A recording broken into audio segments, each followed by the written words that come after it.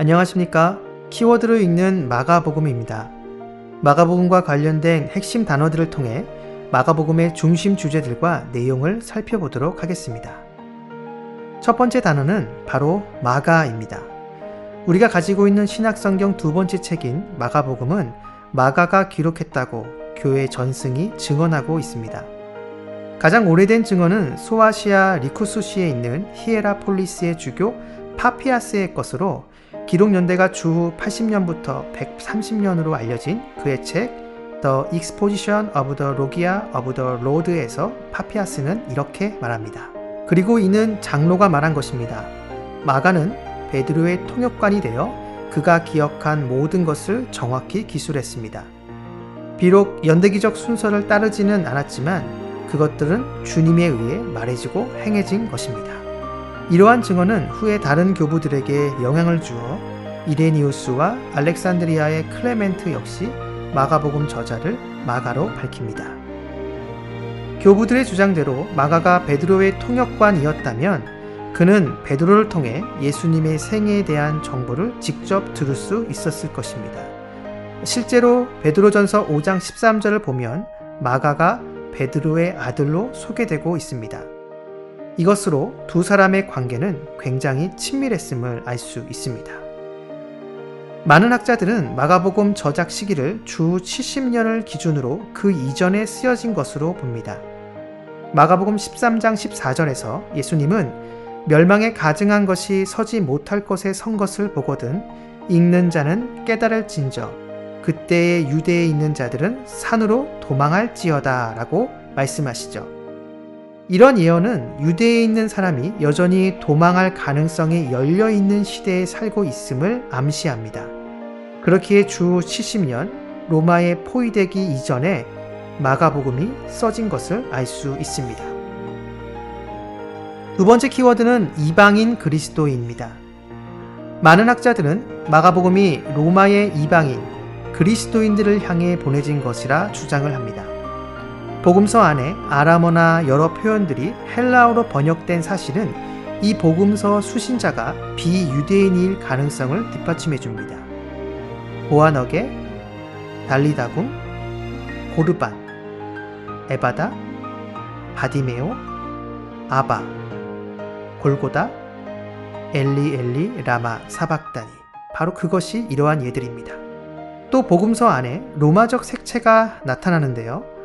로마 주화 및 다른 라틴 차용어들 예를 든다면 군대, 시위병, 채찍질, 뜰, 백부장 등을 통해 수신자가 로마와 관련된 사람임을 보여줍니다. 마가복음 마지막 부분에서 로마 백부장의 예수님의 신성에 대한 고백은 이런 면에서 절정을 이룬다고 할 수 있습니다. 결국 마가복음은 아람어나 히브리어를 모르는 이방 그리스도인, 특별히 로마에 있는 이방인 그리스도인을 위해 써진 것으로 볼 수 있습니다. 4개의 복음서 중에서 마가복음이 가장 처음에 써졌다는 것이 많은 학자들의 공통된 주장입니다. 첫 복음서가 이방인을 위해 써졌다는 것은 구약부터 시작된 하나님 나라 복음이 이방인까지 포함된다는 것을 보여주는 메시지라 할 수 있습니다. 세 번째 키워드는 고난, 인내, 회복입니다. 마가복음이 기록된 시기에 로마 교회는 네로에 의해 기독교 박해가 시작됐습니다. 사실 마가복음은 전체가 예수님의 순환 기사로 보아도 전혀 이상하지 않을 정도로 예수님의 죽음과 고난의 그림자가 그의 사역 초기부터 짙게 드러워지기 시작하여 점점 복음서 전체로 퍼집니다. 고난받아 죽음의 길을 걷는 예수님에 대한 강조는 예수님을 주로 믿고 고백하였기 때문에 박해를 받던 로마의 그리스도인들에게 그러한 운명이 결코 이상한 것이 아니라 도리어 주님께서 걸어가신 길을 따라 걷고 있음을 깨닫게 했을 것입니다. 게다가 죽음과 고난 후 부활의 영광을 입은 예수님처럼 박해 가운데서 끝까지 참는 자는 구원을 얻을 것이다 라는 말씀은 분명 그들에게 소망의 메시지가 되었을 것입니다. 특히 마가복음에 따르면 12제자는 후에 교회의 기초를 놓은 사도들이었음에도 그들의 이전 모습은 예수님의 길을 따라 걷는 일에 실패한 자들이었다는 사실을 결코 숨기지 않습니다. 실패한 제자들이 사도로 변화된 배경에는 주님의 주도권이 있음을 보여주죠. 예수님의 주도권은 예수님께서 부활하신 후 그를 부인할 그리고 부인한 제자들에게 갈릴리에서 만나 다시 시작하라는 결론 부분에서 절정에 도달합니다. 이러한 실패한 제자들을 다시 세워 나가시는 예수님의 주도권을 담고 있는 마가복음의 제자도는 로마의 그리스도인들에게 분명한 메시지가 되었을 것이 확실한데, 로마에 있던 기독교 공동체 역시 형제가 형제를 배신하는 일로 와해의 위기를 겪고 있었기 때문입니다.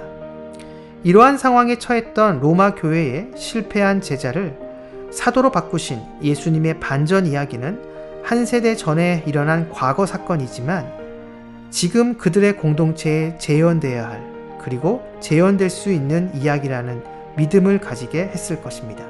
이렇게 본다면 결국 마가복음은 예수님의 삶을 통해 고난, 인내, 회복에 대한 메시지임을 알 수 있습니다.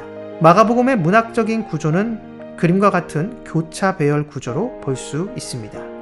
전체적인 내용 구조를 보면 주님은 갈릴리에서 예루살렘으로 이동하는 모습을 보여줍니다. 그 사이 길에서 여러 말씀을 하시죠. 결국 마가복음의 예수님은 길 위의 예수님임을 보여줍니다. 그런데 더 자세히 보면 예수님은 광야에서 출발해서 무덤으로 가신 것을 보게 됩니다. 마가복음에서 예수님의 순환과 고난을 강조하는 이유가 바로 여기에 있습니다. 주님께서 걸어가신 길의 종착점이 무덤이기 때문이죠. 그러나 마가복음은 이것으로 끝나지 않습니다. 죽어서 들어간 무덤에서 주님께서 부활하심으로 죽음을 상징하는 무덤이 생명을 잉태하는 모태가 되었음을 보여줍니다. 그리고 부활하신 주님은 다시 제자들을 갈릴리로 불러 모으십니다. 실패한 제자들에게 다시 기회를 주는 것이죠. 주님과의 첫 만남이 있었던 갈릴리에서 다시 제자의 사명을 시작하라는 것입니다. 이렇게 함으로 제자들을 회복시켜 주십니다. 성도에게 고난이 없을 수는 없지만 주님과 함께 걷는 신앙의 여정에서 만나는 고난과 어려움은 생명을 잉태하는 모태임을 마가복음은 보여주고 있는 것입니다. 그리고 주님께서는 그러한 성도들을 회복시켜 주심을 보여주는 것이죠. 이것이 마가복음의 핵심 메시지입니다. 자, 이렇게 해서 마가복음 3가지 키워드 마가, 이방인 그리스도인, 고난, 인내, 회복으로 정리해 보았습니다.